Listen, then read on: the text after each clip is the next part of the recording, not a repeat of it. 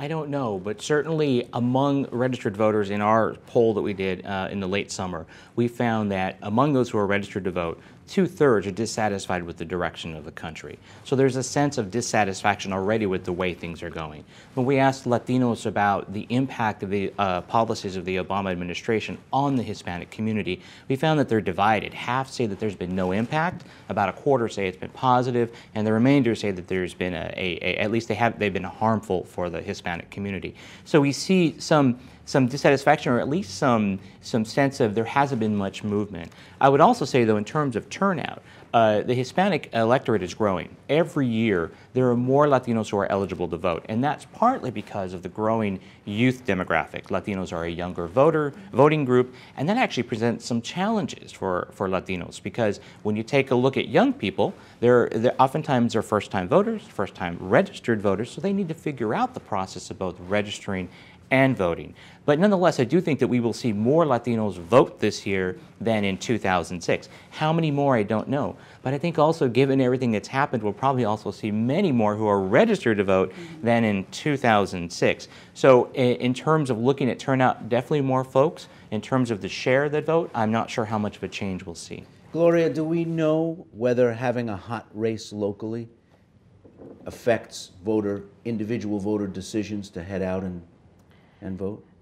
We don't know if that's specifically the reason, but having a hot race also means that the candidate is doing an investment in promoting that there's an election going on versus just the election administration and outside groups promoting the need to participate civically. If you look at the interest in presidential elections versus midterm, because there's a big election, it means it's a higher turnout. So right now in the midterm elections, we're waiting for the congressional seats, the Senate seats, the gubernatorial seats to provide that type of popularity, that type of enthusiasm to make sure individuals know there's an election and there's an importance out there. But, you know, some areas where the local school board the school board candidate has worked that community very thoroughly and showed that there's something to gain and there's an investment, there is a lot more enthusiasm than some of the gubernatorial races.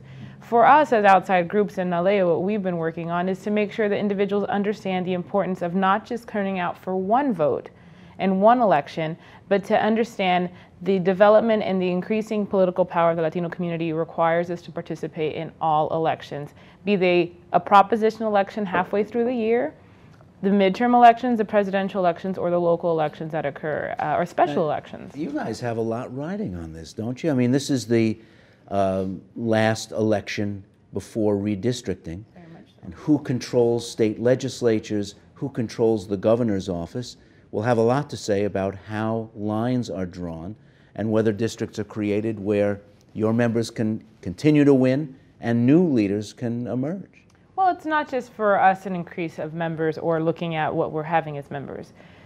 Many states have redistricting commissions, and so whether current legislative members get reelected will decide what role they have in appointing commission members and being inclusive of the community. What is required for us as Latinos to turn out in this election, if we turn out in high numbers, and Naleo is expecting at least 6.5 million Latinos will vote. If we turn out in high numbers, the redistricting commissions and the state legislatures and the various redistricting efforts must include the Latino population. And they won't just do it based on the numbers, which we're expecting the census to tell us in December, but they'll have to do it by the political power, since they saw that we are regularly coming out for every election. It wasn't just in 2008, it wasn't just in 2004, it's 2004, 2006, 2008, 2010. They will have to respond to our community.